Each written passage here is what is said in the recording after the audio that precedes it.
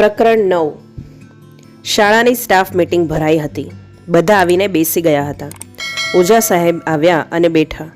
આજે કોઈ કારણસર જ્યોતિન્દ્ર ન હતો, ગેરહાજર હતો. હું હળવો હતો. ઓઝા સાહેબે પ્રશ્નો બાબતની ચર્ચા કરી. પછી બોલ્યા, આવતે માસે જિલ્લાનો વિજ્ઞાન મેળો યોજાય છે. આપણે દર વર્ષે ભાગ લઈએ છીએ, સારો દેખાવ પણ કરીએ છીએ. એ મુજબ આ વર્ષે પણ તૈયારી કરવાની છે.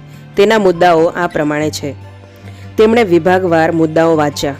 પછી વિજ્ઞાન શિક્ષકોને અભિપ્રાય આપવાનું કહ્યું. શાળામાં 4 વિજ્ઞાન શિક્ષકો હતા. બધાને વિભાગો વહેંચાયા. તેમાં એક વિભાગ વિદ્યાર્થીઓ માટે વક્તૃત્વ સ્પર્ધા હતી.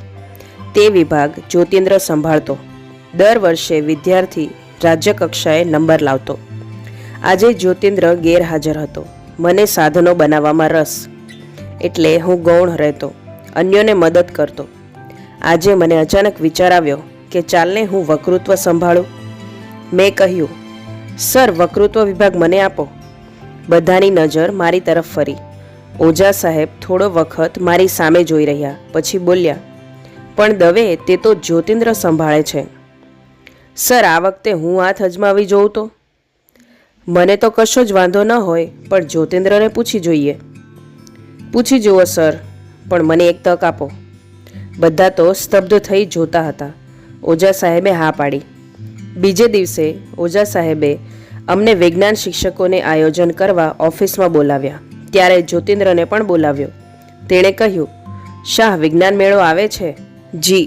આ દવેની ઈચ્છા છે કે આ વખતે વક્તૃત્વમાં વિદ્યાર્થીને તે તૈયાર કરે. બહુ સરસ, જ્યોતિન્દ્ર બોલ્યો. તમને વાંધો નથી ને? વાંધો મને શા માટે હોય? મને તો તમે સોંપતા એટલે કરી આપતો. જો કોઈ વિજ્ઞાન શિક્ષક કરતા હોય તો મને તો શાંતિ. જરૂર કરે. નવા તૈયાર થાય તે ઈચ્છનીય છે. મને ખૂબ આનંદ થયો. આભાર શાહ સાહેબ. દવે, અવશ્ય કર. હા, એ યાદ રાખજે કે આપણો વિદ્યાર્થી રાજ્યમાં આવવો જ જોઈએ. જરૂર પ્રયત્ન કરીશ. જ્યોતિન્દ્રે પૂરી સંમતિ આપી. હું તો ખુશ થઈ ગયો. મેં વર્ગોમાં ફરી વિદ્યાર્થીની શોધ શરૂ કરી. રમતગમતમાં તો ઘણા વિદ્યાર્થીઓ સામેથી દોડતા આવી નામ નોંધાવે, પણ સાહિત્યિક પ્રવૃત્તિમાં તો બધા ભાગે. તેમાં પકડવા પડે. એટલે પૂછું તો બધા શાંત રહે.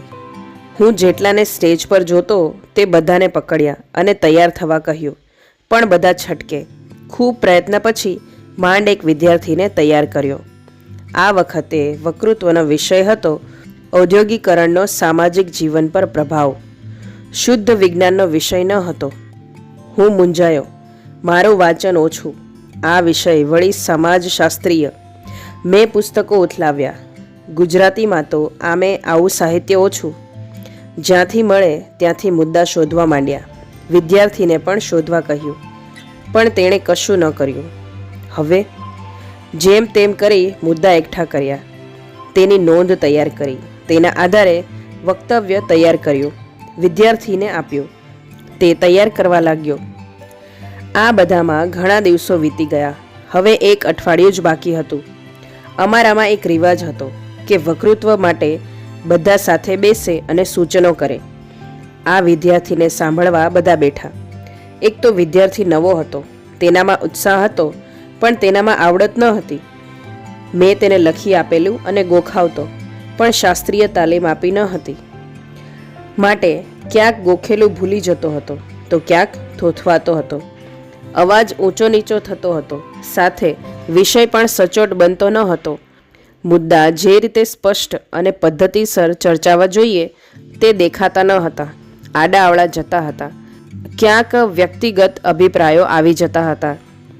હું પણ સાંભળતો હતો. મને પણ આ મર્યાદાઓ દેખાતી હતી. મેં વિદ્યાર્થીને ખૂબ સૂચનાઓ આપેલી, પણ તે સાકાર થતી દેખાતી ન હતી.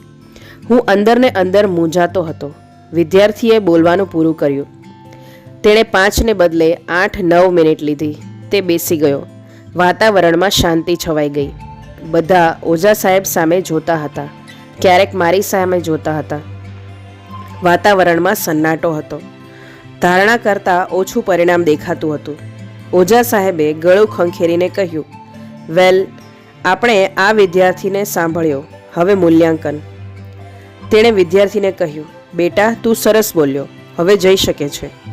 વિદ્યાર્થીએ મારી સામે જોયું અને ચાલ્યો ગયો. બધાની નજર જ્યોતિન્દ્ર પર ગઈ. ઓઝા સાહેબે બધાની નજર જોઈ કહ્યું, શાહ, તમે મૂલ્યાંકન કરો. પત્યું, મેં વિચાર્યું.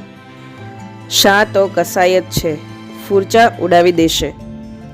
જ્યોતિન્દ્રે ઓઝા સાહેબ સામે જોઈ કહ્યું, દવેને જ મૂલ્યાંકન કરવા દો. તૈયાર તેણે કર્યો છે. હમણાં જ તેણે પણ સાંભળ્યું.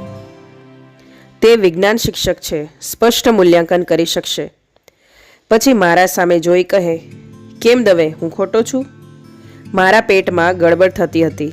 મેં માંડ જવાબ આપ્યો, પણ શાહ સાહેબ, હું તો સબ્જેક્ટિવ થઈ જઈશ, તટસ્થ નહીં બની શકું.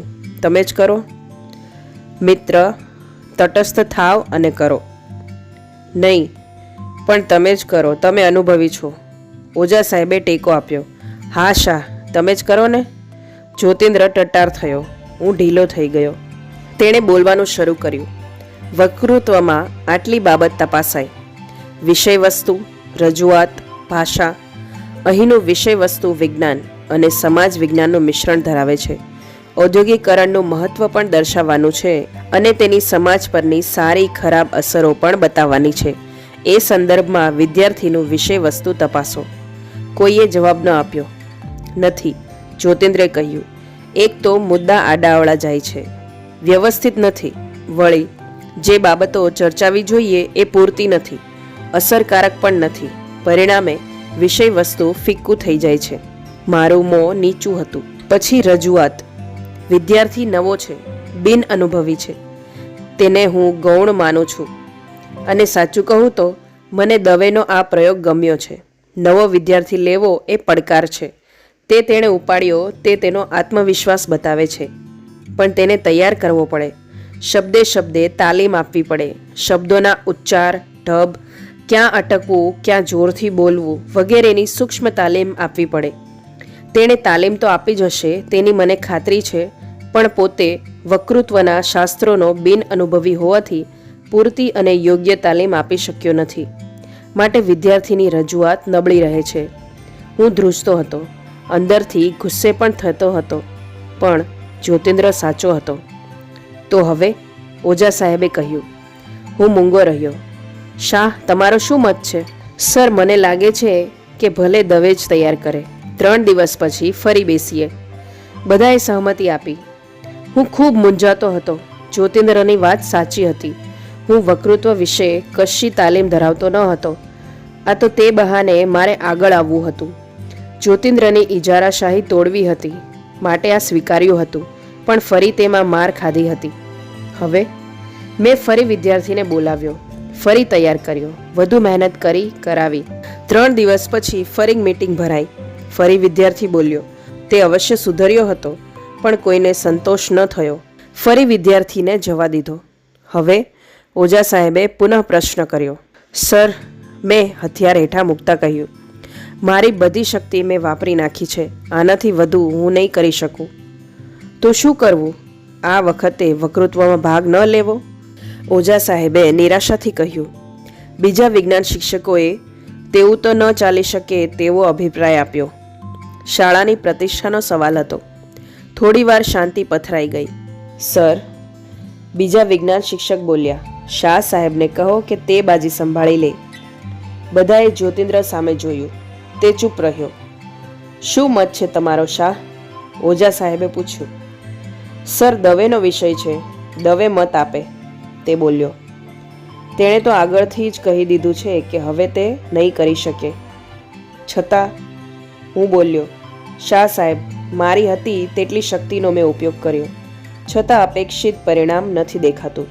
મારી મર્યાદા હું કબૂલ કરું છું, તમે જ સંભાળો. ઓકે, તારી મંજૂરી હોય તો મને વાંધો નથી. 2 દિવસ પછી આપણે ફરી મળીએ. મીટિંગ પૂરી થઈ. જ્યોતિન્દ્ર મને લઈ વિદ્યાર્થી સામે બેઠો. લખાણને ફરી સુધાર્યું. તેણે સરસ રીતે કેસેટમાં ઉતાર્યું. વિદ્યાર્થીને તે આપ્યું. તેને આખો દિવસ તે સાંભળવા અને તેમાં છે તે રીતે પ્રેક્ટિસ કરવા કહ્યું. બીજે દિવસે ફરી તેને બોલાવ્યો. 2-4 વાર બોલાવ્યું. પેલાએ પણ આગલી સાંજે ખૂબ મહેનત કરી હશે તેથી સુધર્યો હતો. બોલવામાં ફોર્સ આવ્યો હતો, જ્યોતિન્દ્ર તેને મારી સાથે બધા વર્ગોમાં લઈ ગયો. ત્યાં બોલાવડાવ્યો. 8 તાસમાં તાલીમ આપી. સાંજ સુધીમાં તો વિદ્યાર્થીની ગુણવત્તા સુધરી ગઈ.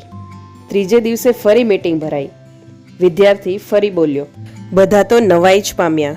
ખૂબ સરસ બોલ્યો હતો તે. સમગ્ર ગુણવત્તા બદલી ગઈ હતી. હું પણ તેને સાંભળી રહ્યો. કલ્પનાતીત સુધારો હતો. બધાને હાશ થયું. પછીના દિવસે વિજ્ઞાન મેળામાં તે વિદ્યાર્થી પ્રથમ આવ્યો. રાજ્યમાં પણ તેણે પ્રથમ નંબર જ મેળવ્યો. ત્યાર પછીના દિવસે પ્રાર્થના સભામાં તે બોલ્યો. બધાએ તેને તાળીઓના ગડગડાટથી વધાવી દીધો. જ્યોતિન્દ્રે પણ તેની ખૂબ પ્રશંસા કરી અને કહ્યું, વિદ્યાર્થી મિત્રો, આ તદ્દન નવા વિદ્યાર્થીને શોધી કાઢવાનું સઘળું માન શ્રી દવે સાહેબને જાય છે. ક્યાંથી તેને શોધી શક્યા તે રહસ્યનો વિષય છે. આ બતાવે છે કે દવે સાહેબની વિદ્યાર્થી પ્રીતિ કેટલી છે અને તેમનું અવલોકન કેટલું ઊંડું છે કે આવો શાંત શરમાળ છોકરો આટલી શક્તિ ધરાવે છે તે જોઈ શક્યા. માટે દવે સાહેબ પણ યશના અને તાળીઓના એટલા જ અધિકારી છે. અને ફરી હોલ તાળીઓના ગડગડાટથી ગુંજી ઉઠ્યો. હું તો હતપ્રભ થઈ ગયો. બહારથી તો અભિવાદન સ્વીકાર્યું, પણ અંદરથી હચમચી ગયો. જ્યોતિન્દ્રે માસ્ટર સ્ટ્રોક માર્યો હતો. હું સળગી ઉઠ્યો. તો ચાલો ત્યારે ફરીથી મળીશું આગળના પ્રકરણ સાથે. ત્યાં સુધી બાય.